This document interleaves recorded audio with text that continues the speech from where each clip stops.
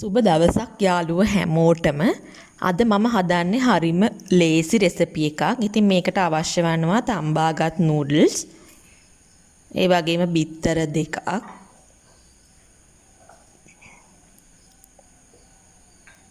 තෙල් තේ හැන්දක් විතර. පොඩියට කපාගත් ලුණු බෑයක්, අමු මිරිස් කරල් දෙකක්. මේ වගේ බෝල් එකක් අරගෙන බිත්තර දෙක මේකට දාගන්න. ටෝස්ටර් එකෙන් තමයි මේ රෙසිපි එක මම හදන්නේ. ඉතින් ගෑස් නැති වෙලාවට එහෙම පොඩි බඩගින්නට වගේ හදාගන්න පුළුවන් ඔයාලට ඉක්මනින්ම. ඒකටම දැන් ලුණු ටිකයි අමු මිරිස් ටිකයි දාගන්න. හොඳට මේ විදිහට ගෑරුප්පුවකින් ගසා ගන්න.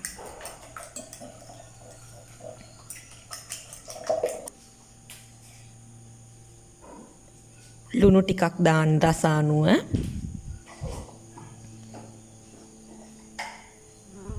කෑලි මිනිසුත් මන් තේ හැන්දක් විතර දානවා.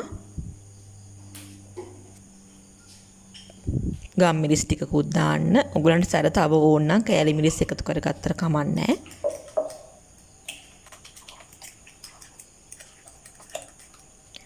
තම්බගත්ත නූඩල්ස් ටිකක් දැන් මේ බිත්තර මිශ්‍රණයට එකතු කරන්න.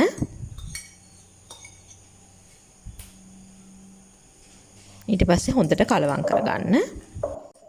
මම මෙතන අරන් තින්නේ ප්‍රීමා නූඩල්ස් පැකට් එකක්. ඔයාලට කැමති නූඩල්ස් ප්‍රමාණයක් කැමති වර්ගයකින් ගන්න පුළුවන්. දෙන්නෙට්ට වගේ තමයි මම මේ හදන්නේ මේ ප්‍රමාණය.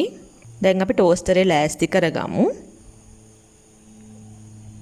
ටෝස්ටර් එක ඔන් කරලා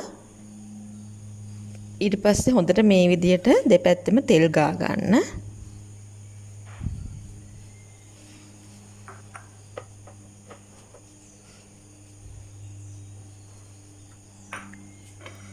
ටෝස්ට් එක ටිකක් රත් වෙන්න තියන්න.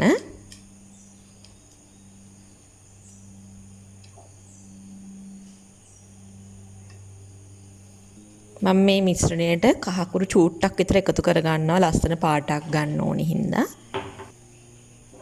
දැන් මේ වෙලාවේ හොඳට ටෝස්ට් එක රත් වෙලා තියෙන්නේ. ඒ වෙලාවට මේ කෑලි වලට මේ මිශ්‍රණය මේ විදියට දාගන්න.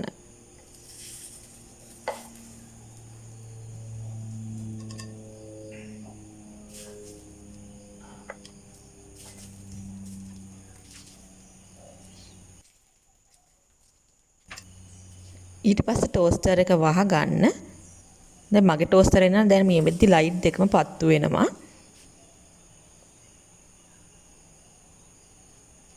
ටෝස්ට් උනාට පස්සේ රතු ලයිට් එක මේ විදිහට පත්තු වෙනවා. ඊට පස්සේ මේ ටික අයින් කරගන්න.